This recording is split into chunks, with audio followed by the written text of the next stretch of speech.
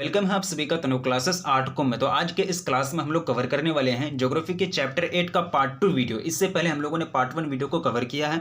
जो भी part 1 video को अभी तक कवर नहीं किए हैं तो प्लीज़ कर लें, क्योंकि जब तक आप पार्ट 1 वीडियो को कवर नहीं करेंगे तब तक आपका चैप्टर 8 यानी परिवहन और संचार का जो थ्योरी है वह कंप्लीट नहीं हो पाएगा। ठीक है, तो पार्ट 1 वीडियो के अंतर्गत हम लोगों ने पढ़ा था कि परिवहन क्या होता है। उसके बाद हम लोगों ने पढ़ा था कि परिवहन जाल यानी ट्रांसपोर्ट नेटवर्क जो होता है इसका फॉर्मेट कैसे बनता है और ये क्या होता है, इसका डेफिनेशन हम लोगों ने जाना था। परिवहन की विधाएं यानी प्रकार यानी परिवहन की 4 विधाएं हैं, प्रमुख रूप से वायु परिवहन, स्थल परिवहन और पाइपलाइन, इसको हम लोगों ने पढ़ा था। उसके बाद हम लोगों ने पढ़ा था कि सड़क परिवहन क्या होता है, परिवहन में क्रांति कैसे आई, परिवहन में क्रांति आने से क्या क्या हुआ, इसको हम लोगों ने पढ़ा था। बोझा ढोने वाले पशु और उनके क्षेत्र क्या क्या हैं, इसको हम लोगों ने पढ़ा था। सड़क क्या है, महामार्ग किसको बोलते हैं, कहाँ कितना महामार्ग फैले हुए हैं, कितनी लंबाई की महामार्ग कौन सा कंट्री में, कौन सा महाद्वीप में फैले हुए हैं, इसको हम लोगों ने डिटेल्स में पढ़ा था। उसके बाद हम लोगों ने पढ़ा था कि सीमावर्ती सड़क क्या होती है, रेल मार्ग क्या होता है, रेल मार्ग की टोटल मतलब रेल लाइनों की जो टोटल प्रकार है, 3 प्रकार है, ब्रॉड गेज, मीटर गेज और नैरो गेज, इसको हम लोगों ने डिटेल्स में पढ़ा था। ठीक है, तो पार्ट 1 वीडियो का ये कंटेंट था। पार्ट 1 वीडियो के अंतर्गत हम लोगों ने ये सब पढ़ा था। तो पार्ट 2 वीडियो का आपका कंटेंट यहाँ से स्टार्ट होता है, मतलब पार्ट 2 का जो क्लास है आपका यहाँ से स्टार्ट होता है। पार्ट 1 के अंतर्गत ऊपर जितने सारे थ्योरी हैं वो सारे थ्योरी को, सारे पॉइंटों को हम लोगों ने पढ़ा था। ठीक है, जब तक आप नोट नहीं करेंगे तब तक आपको कोई फायदा नहीं होगा, फिर मैं दोबारा बोल रहा हूँ इस बात को। ठीक है, तो चलिए स्टार्ट करते हैं पार्ट 2 वीडियो का सेक्शन। तो पहला जो सेक्शन है, पहला जो पॉइंट है, महाद्वीप के प्रमुख रेल मार्ग। तो इसमें 2 ही रेल मार्ग के बारे में आप लोगों को पढ़ना है। पहला बेंगुएला रेल मार्ग, दूसरा है तंजानिया रेल मार्ग। ठीक है, बेंगुएला रेल मार्ग जो है यह अंगोला से कटंगा होते हुए जाम्बिया तांबे की पेटी तक जाती है, यानी पेटी से होकर जाता है, ये बेंगुएला रेल मार्ग है। दूसरा है तंजानिया रेल मार्ग, यह जाम्बिया तांबे पेटी से तट पर स्थित दार ए सलाम तक जाती है। दार ए सलाम एक प्रमुख जगह है, फेमस जगह है। जाम्बिया ताम्र पेटी से होकर के वहाँ जो स्थित है, वहाँ जो स्थित है दार ए सलाम, वहाँ तक जाने का जाती है तंजानिया रेल मार्ग। सबसे पहले एक बात मैं आप लोगों को बता दूं कि ज्योग्राफी का चैप्टर 8 परिवहन और संचार, इसके अंतर्गत कोई ऐसा टॉपिक नहीं है जिसको हमको समझाना पड़े आप लोगों को। ठीक है, कोई ऐसा टॉपिक नहीं है जिसको हमें समझाना पड़े आप लोगों को पूरा तरह से। ठीक है, ऐसा कोई टॉपिक नहीं है, इसलिए आप लोगों को सिर्फ नोट करना है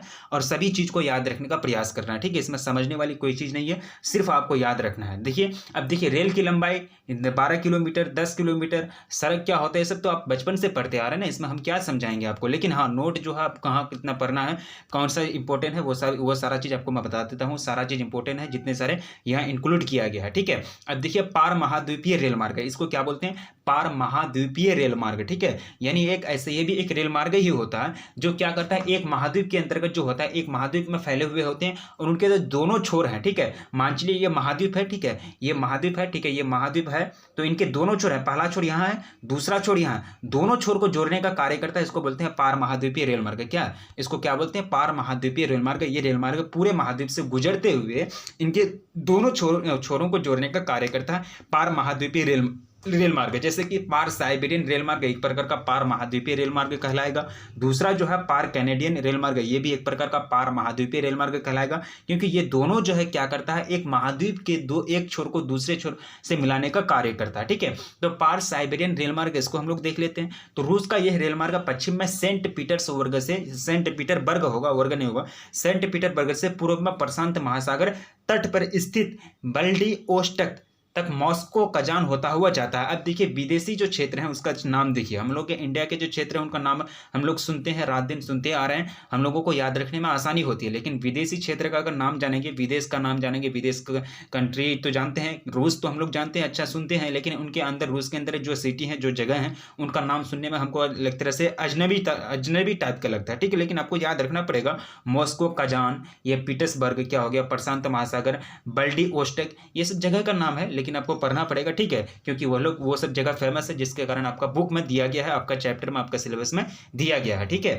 यह एशिया का सबसे महत्वपूर्ण तथा दुनिया का सर्वाधिक लंबा दोहरे पथ वाला विद्युतीकृत पार महाद्वीपीय रेल मार्ग है। ये पॉइंट आप याद रखेंगे। लंबाई है 9322 किलोमीटर, यानी 9322 किलोमीटर। ठीक है, और दोहरे पथ वाला विद्युतीकृत, या देखिए विद्युतीकृत पार महाद्वीपीय रेल मार्ग है, विद्युतीकृत पार महाद्वीपीय रेल मार्ग है, मतलब विद्युत शक्ति के माध्यम से यहाँ रेलगाड़ी दौड़ाई जाती है, रेलगाड़ी चलती है इस पटरी पर। ठीक है, इस रेल मार्ग पर। अब देखिए दूसरा है आपका पार कैनेडियन रेल मार्ग। पार कैनेडियन रेल मार्ग को सबसे पहले एक तो पॉइंट है, इसका कनाडा का धमनी कहते हैं, इसको आर्थिक धमनी, यानी पार कैनेडियन जो रेल मार्ग है इसको कनाडा का आर्थिक धमनी कहा जाता है। ये बात आप याद रखेंगे। ठीक है, यह कनाडा का 7050 कितना 7050 किलोमीटर लंबी रेल मार्ग लाइन पूर्व में हैलिफैक्स, देखिए लाइन जो है पूर्व में हैलिफैक्स से शुरू होकर मॉन्ट्रियल, ओटावा, विनिपेग तथा कैलगरी से होते हुए प्रशांत तट पर स्थित वैंकूवर तक जाती है। ठीक है, अब देखिए विदेशी क्षेत्र का नाम ही देखिए कैसा कैसा नाम है, लेकिन याद रखना पड़ेगा। अब क्या करें, आपको तो याद रखना पड़ेगा, सिलेबस में दिया है तो ये सब चीज़ आपको नोट करना पड़ेगा। ठीक है, वैंकूवर तक जाती है, कहाँ से कहाँ से स्टार्ट होता है और कहाँ से कहाँ तक जाती है और लंबाई कितनी है और इनका निर्माण कौन किया, ये थोड़ा सा मेन पॉइंट होता है। इसका निर्माण जो है 1886 ईस्वी में मूल रूप से एक संधि के अंतर्गत पश्चिमी तट पर स्थित ब्रिटिश कोलंबिया को राज्यों के संघ में शामिल करने के लिए उद्देश्य से किया गया था। ठीक है, यानी एक तरह से ब्रिटिश कोलंबिया के जो राज्य हैं उसको संघ में शामिल करने के लिए, यूनियन में शामिल करने के लिए ये रेल मार्ग का निर्माण किया गया, जो पार महाद्वीपीय रेल मार्ग है। पार कैनेडियन रेल मार्ग आर्थिक धमनी कहलाएगा, किसका, कनाडा का। ठीक है, अब नेक्स्ट पॉइंट देखिए, सिंपल है कि संघ तथा प्रशांत रेल मार्ग, संघ तथा प्रशांत रेल मार्ग, तो ये जो है ये अटलांटिक तट पर स्थित न्यूयॉर्क को, किसको, न्यूयॉर्क, कहाँ, न्यूयॉर्क हम लोगों का जाना पहचाना सुना हुआ नाम है न्यूयॉर्क। ठीक है, न्यूयॉर्क को कलीवलैंड, शिकागो हो गया, उसके बाद इवांस, ओधमा, सैक्रामेंटो तथा ओगडन से होते हुए प्रशांत तट पर स्थित सैन फ्रांसिस्को से मिलाती है। अब देखिए इतना सारा क्षेत्र कहाँ कहाँ घूमता है, पूरा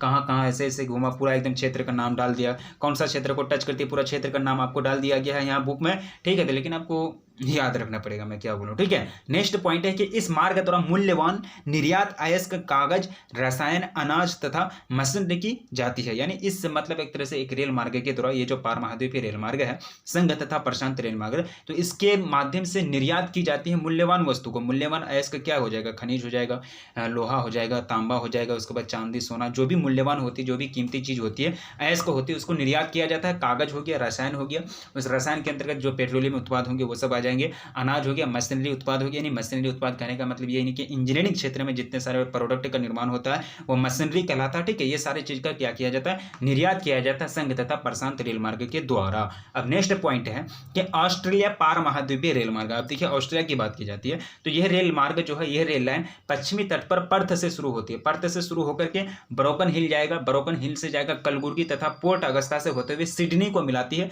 और सिडनी को मिलाते हुए महाद्वीप के दक्षिणी भाग के आर पार पश्चिम से पूर्व को जाती है। ठीक है, ये कहाँ कितना घूमता है सारा जगह का आपको नाम दे दिया गया है, ऑस्ट्रेलिया पहाड़ महाद्वीपीय रेल मार्ग। ठीक है, अब देखिए ओरिएंट रेल मार्ग, ओरिएंट एक्सप्रेस जो है, ओरिएंट एक्सप्रेस, तो यह रेल लाइन पेरिस से बुडापेस्ट, बुडापेस्ट का नाम सुने होंगे आप लोग 10th में हिस्ट्री पढ़े थे, बुडापेस्ट। ठीक है, मोजिनी बुडापेस्ट का काफी ज्यादा रोल रहा है, बुडापेस्ट सुने हैं आप लोग 10th का हिस्ट्री में। तो ये रेल लाइन पेरिस से बुडापेस्ट, वियना, म्यूनिख, बेलग्रेड होता हुआ इस्तांबुल तक जाती है, और इसके द्वारा लंदन से इस्तांबुल तक लगने वाली समुद्री यात्रा काल जो है वो घट करके 10 दिन था पहले उसका यात्रा काल, जो घट करके 2 दिन मात्र रह गया। ठीक है, यानी ओरिएंट एक्सप्रेस का निर्माण होने से यहाँ जो है इस्तांबुल तक लगने वाली समुद्री काल जो है उस टाइम जो समय लगता था वो लगता था 10 दिन, लेकिन ये जो ओरिएंट एक्सप्रेस बना तो वो 10 दिन की जगह मात्र कितना दिन, 2 दिन लगता है। ठीक है, अब नेक्स्ट पॉइंट देखिए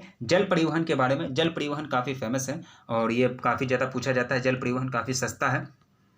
तो महासागर एक दूसरे से जुड़े हुए रहते हैं। ठीक है, प्रशांत महासागर, एक दूसरे, हिंद महासागर, ये सब महासागर क्या है कि एक दूसरे से कनेक्टेड है। ठीक है, रोड जैसे एक दूसरे से कनेक्टेड होते हैं उसी तरह महासागर भी एक दूसरे से कनेक्टेड होते हैं। इसमें अलग अलग आकार के जहाज चलते हैं, जहाज जो होते हैं अलग अलग, कोई बड़ा साइज का जहाज होता है, कोई बड़ा आकार का जहाज होता है, कोई छोटा आकार का जहाज होता है, यानी सभी प्रकार के जहाज चलते हैं। इसके दोनों छोरों पर पत्तन सुविधाएं प्रदान की जाती है।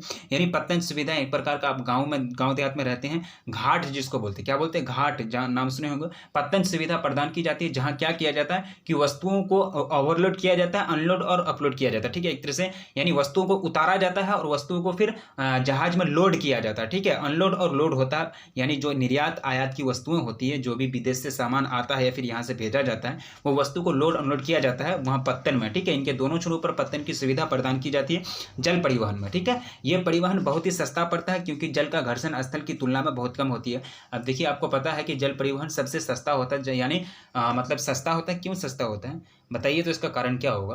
तो सबसे मेन कारण है इसका जल परिवहन का, कि जल में घर्षण बल कम होता है स्थल की अपेक्षा। स्थल यानी स्थल में जो जमीन में जो रोड में जो गाड़ी चलती है तो उस पर गाड़ी अगर चलेगी तो उसमें घर्षण बल ज़्यादा होता है। जहाँ घर्षण बल ज़्यादा होता है तो वहाँ गाड़ी को ज़्यादा ताकत लगाना पड़ता है। जब ज़्यादा ताकत लगाना पड़ता है तो ज़्यादा एनर्जी की जरूरत पड़ती है। जब ज़्यादा एनर्जी की जरूरत पड़ेगी तो वहाँ गाड़ी को ज़्यादा ईंधन यानी पेट्रोलियम का जरूरत पड़ेगा, तो ज़्यादा पेट्रोलियम जलेगा। जब ज़्यादा पेट्रोलियम जलेगा, ज़्यादा ईंधन जलेगा तो वो महंगा हो गया ना।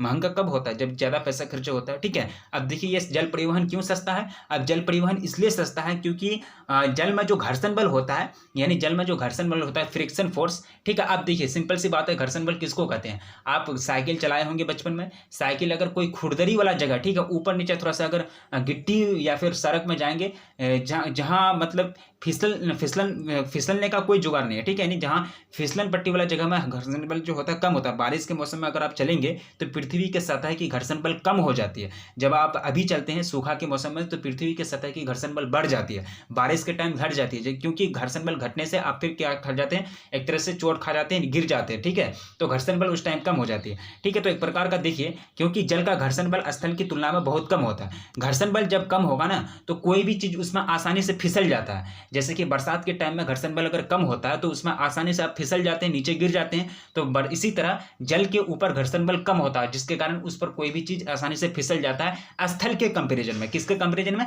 स्थल में जो जल ये होता है स्थल घर्षण बल होता है उसके कंपैरिजन में। ठीक है, तो स्थल में जो होता है घर्षण बल कम होता है, कोई भी चीज को फिसल जाता है आराम से, थोड़ा सा एक तरह से एनर्जी तो वो आराम से आगे तक चल जाएगा, तो उसमें ज्यादा ताकत नहीं लगाना पड़ता। जब जहाज को ज्यादा ताकत लगाना नहीं पड़ता है, थोड़ी सी ताकत लगाने पर वो ज्यादा फिसल जाता है जल के सतह पर, जल के लेयर पर, तो उनको ज्यादा यांत्रिक ऊर्जा की जरूरत नहीं पड़ती। ज्यादा अगर यांत्रिक ऊर्जा की जरूरत नहीं पड़ती है मतलब ज्यादा ईंधन का जरूरत नहीं पड़ता, ज्यादा ईंधन का जरूरत नहीं पड़ता है, तो कहने का मतलब ये हुआ कि ज्यादा पैसा खर्च नहीं होता है, तो मतलब सस्ता हो गया। तो जल परिवहन क्या होता है? सस्ता होता है। ठीक है, नेक्स्ट पॉइंट है देखिए, जल परिवहन को समुद्री मार्गों तथा आंतरिक मार्गों में बांटा गया है। ठीक है, समुद्री मार्ग और आंतरिक मार्ग के अंतर्गत रखा गया है। तो समुद्री मार्ग में जो होगा, महासागर सभी दिशाओं में मुड़ सकने वाले ऐसे महामार्ग प्रस्तुत करता है जिसकी रखरखाव में कोई खर्च नहीं होता। देखिए आप अगर जाते हैं, आप अपने क्षेत्र में भी हैं, अगर आप अपने क्षेत्र से अपने घर से उत्तर की ओर जाना चाहते हैं तो आपको रोड खोजना पड़ेगा, सड़क खोजना पड़ेगा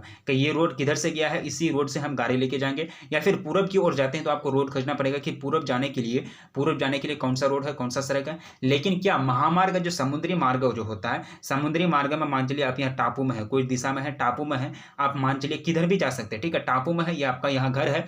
ठीक है, मान चलिए टापू में आपका घर नहीं है, डर नहीं जाइएगा। ठीक है, यहाँ आपका सपोज दैट मैं मानता हूँ इस चीज को, मतलब मानता हूँ कि आपका यहाँ टापू में घर है। ठीक है, लेकिन आपको जाने का मन है उत्तर दिशा, दक्षिण दिशा, पूर्व दिशा, सब दिशा। ठीक है, लेकिन यहाँ आप किसी भी दिशा में जा सकते हैं, यहाँ कोई रोड का जरूरत ही नहीं है, कहीं भी जा सकते हैं, इधर भी जा सकते हैं, उत्तर पश्चिम भी जा सकते हैं, दक्षिण उत्तर भी जा सकते हैं, पूर्व पश्चिम भी जा सकते हैं, यानी कोई भी कोना में जा सकते हैं, कोई भी दिशा में जा सकते हैं। लेकिन स्थल में क्या होता है, किसी एक दिशा में जाने के लिए जरूरी है कि उस दिशा में रोड का निर्माण होना चाहिए, उस दिशा में रोड होना चाहिए, तभी उस दिशा में आप जा पाएंगे। ठीक है, इसलिए कह रहा है कि महामार्ग प्रस्तुत करता है सभी दिशाओं में मुड़ सकने वाले, कोई भी दिशा में मुड़ जाएंगे, कोई भी दिशा में आप जा सकते हैं। ठीक है, प्रस्तुत करता है जिसकी रखरखाव में कोई खर्च नहीं होता है। क्या है, किसी जैसे कि रोड बनाने में खर्च होता है, उसमें तो रोड बनाने में खर्च नहीं होता है। आधुनिक मालवाहक पोत, रडार तथा यात्री जहाज बेतार के तार व अन्य नौ परिवहन संबंधित सुविधाओं से लैस होते हैं। अभी की अगर बात की जाए तो जितने भी मालवाहक पोत हैं, जितने भी मालवाहक यानी आयात निर्यात का कार्य करता है, यानी वस्तु को एक जगह से दूसरे जगह ले जाने का जो कार्य करता है, वो जहाज को जो रडार लगाया जाता है, रडार सिस्टम होता है। रडार सिस्टम के माध्यम से ये चीज़ पता चलता है कि मेरे जहाज का लोकेशन क्या है और कितना दूरी है और आगे कितना कौन तो जहाज आ रहा है, पीछे कौन जहाज है, मतलब सारा सिस्टम उसमें दिखता है रडार में। ठीक है, तो ये रडार जो है अभी की मालवाहक जहाज का मतलब बहुत बड़ा सिस्टम है और जो काफ़ी ज़्यादा हेल्प करता है जहाज को एक जगह से दूसरे जगह जाने में। ठीक है, नेक्स्ट पॉइंट देखिए, उत्तरी अटलांटिक समुद्री महामार्ग। ठीक है, समुद्री मार्ग, उत्तरी अटलांटिक समुद्री मार्ग। तो यह समुद्री मार्ग औद्योगिक दृष्टि से विकसित विश्व के दो प्रदेशों पश्चिमी यूरोप हो जाएगा और उत्तरी यूएसए को मिलाता है। अब देखिए ये जो है विकसित विश्व कहने का मतलब ये कि ये सब यूएसए जो है ये विकसित कर लिया है ना, ये सब काफी ज्यादा डेवलप कर लिया है, लोगों को विकास करने का जरूरत नहीं है। उत्तरी पूर्वी यूरोप की बात की जाती है, उत्तर पूर्वी यूएसए की बात की जाती है और पश्चिमी यूरोप कैसे ना विकसित करेगा, क्योंकि यूरोप में ही ना सबसे पहले औद्योगिक क्रांति आई थी।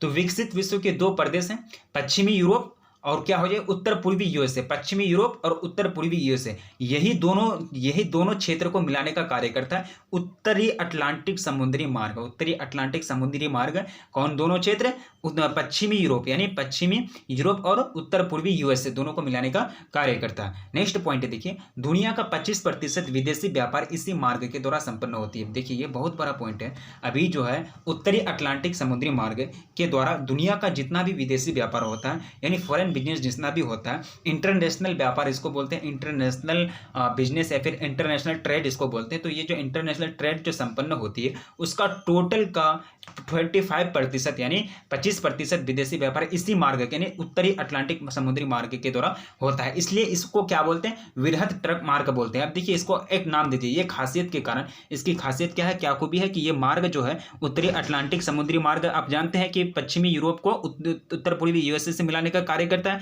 और इस मार्ग के द्वारा विदेशी व्यापार का 25% व्यापार संपन्न होती है, जिसके कारण एक और नाम दे दिया गया इसको, क्या नाम दे दिया गया, वृहद ट्रक रेल मार्ग, वृहद ट्रंक मार्ग, वृहद ट्रंक मार्ग। ये चीज आप याद रखेंगे, वृहद ट्रंक मार्ग बार बार पूछा जा चुका क्वेश्चन है सब्जेक्टिव क्वेश्चन के रूप में, ठीक है। अब नेक्स्ट क्वेश्चन देखिए, पूछा गया कि भूमध्य सागर हिंद महासागरीय समुद्री मार्ग, भूमध्य सागर हिंद महासागरीय समुद्री मार्ग। ये चीज देखिए, नाम इतना लंबा चौड़ा है, नाम तो याद रखना पड़ेगा, नाम भी हमको बराबर लगता है कभी। देखिए भूमध्य सागर हिंद महासागरीय समुद्री मार्ग, इतना शॉर्टकट कोई नाम नहीं है भाई, इतना शॉर्टकट इतना लंबा चौड़ा नाम कैसे याद रखेंगे हम लोग, ठीक है। चलिए लेकिन याद रखना पड़ेगा, नंबर तो लाना है, लगता है कि मजबूरी में पढ़ रहे हैं हम भी, है ना, ऐसा कोई दिक्कत नहीं है, पढ़ना तो जरूरी है क्योंकि नॉलेज चाहिए हम लोगों को, ठीक है।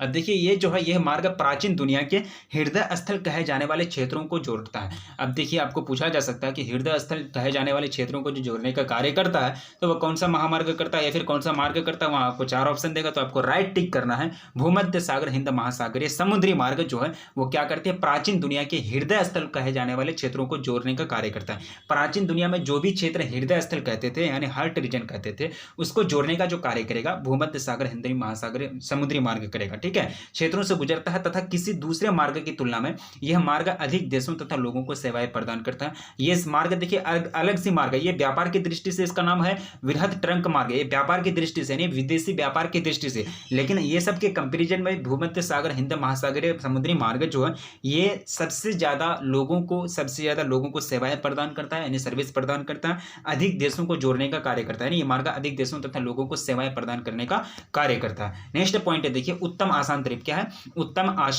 उत्तमाशा अंतरिप समुद्री मार्ग। तो ये जो है स्वेज नहर के बनने से पूर्व यह मार्ग लिवरपूल तथा कोलंबो से जोड़ता था। अब देखिए जब से मतलब इसके पहले यानी स्वेज नहर के बारे में आप जानते हैं, स्वेज नहर आगे आपको पढ़ाया जाएगा।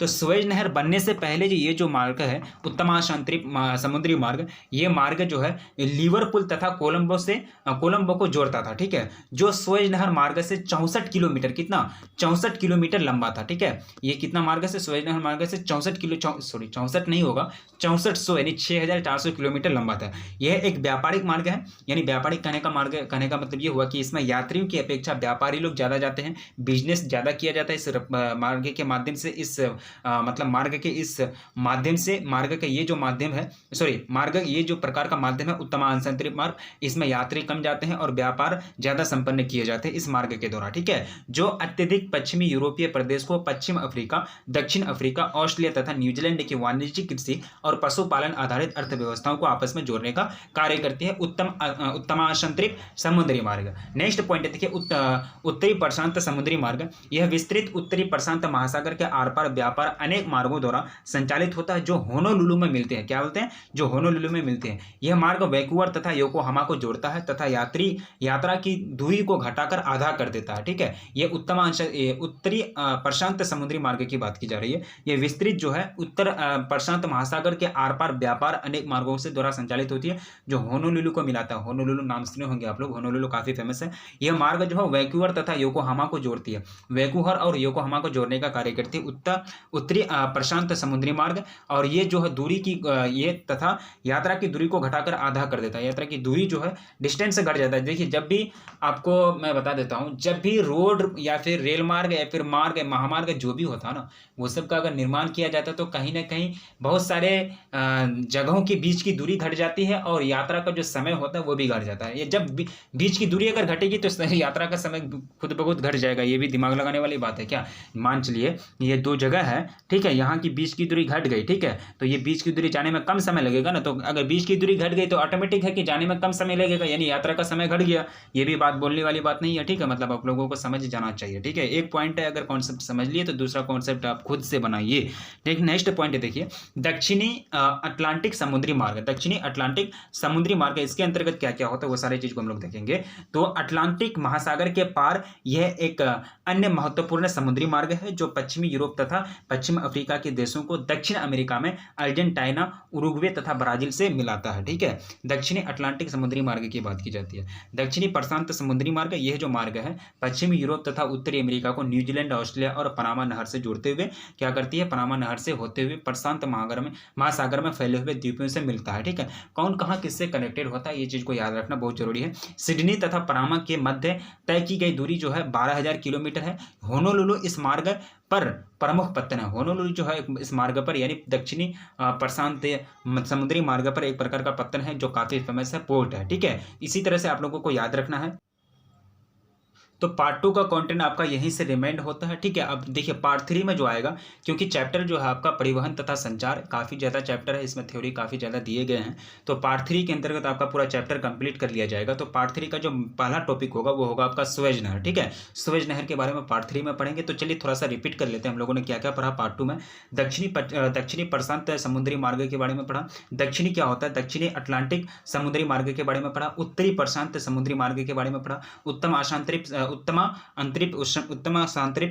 समुद्री मार्ग क्या होता है, भूमध्य सागर हिंद महासागरीय समुद्री मार्ग के बारे में पढ़ा। समुद्री उत्तर अटलांटिक समुद्री मार्ग क्या होता है, समुद्री मार्ग क्या है, जल परिवहन क्या है, ओरिएंट एक्सप्रेस क्या है, ये सब के बारे में हम लोगों ने पढ़ा। ऑस्ट्रेलियाई महाद्वीपीय पार महाद्वीपीय रेल मार्ग क्या है, संघ तथा प्रशांत रेल मार्ग क्या है, इसको हम लोगों ने पढ़ा। पार कैनेडियन रेल मार्ग के बारे में पढ़ा। पार साइबेरियन रेल मार्ग के बारे में पढ़ा। पार महाद्वीपीय रेल मार्ग क्या होता है, यानी महाद्वीप के दोनों छोरों को जोड़ने का कार्य करता है। और महाद्वीप के प्रमुख रेल मार्ग बेंगुएला और तंजानिया के बारे में हम लोगों ने पढ़ा, ठीक है। तो ये पार्ट 2 का कंटेंट आपका यहाँ से स्टार्ट था, ठीक है। तो पार्ट 1 के अंतर्गत हम लोगों ने ये सब पढ़ा था, क्योंकि आपको पहले ही रिपीट कर दिया गया।